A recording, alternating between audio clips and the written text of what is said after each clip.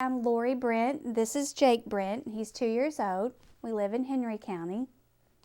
He was abused by the babysitter. She broke his arm and leg when he was 4 months old. Yeah, Mommy got in hospital. I did take Jake to the hospital. She pled guilty to 2 counts of criminal abuse. It was life-changing. And also, we found out through the investigation that he had an odor break that was healing, that we had no idea.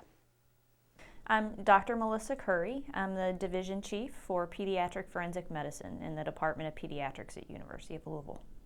We were called by the folks at the hospital with concerns about a 4-month-old that had come into the hospital with unexplained injuries. He was brought in initially because his arm was hurt, but later the extensive x-rays that we do found injuries in other areas as well. And as we usually do, we went over and interviewed Jake's parents and did a thorough physical examination of Jake to help determine the onset of symptoms when he first started showing signs of being injured, those kinds of things. Then we work very closely with Child Protective Services and with police to help them understand the medical findings.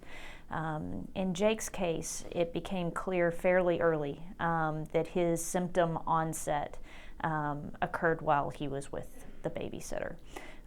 We were able to do some further investigation and found that there had also been injuries reported in other children that were in that home. And our ability to be able to spend the time to do that kind of work really made a difference for Jake and his family. I remember Dr. Curry coming in.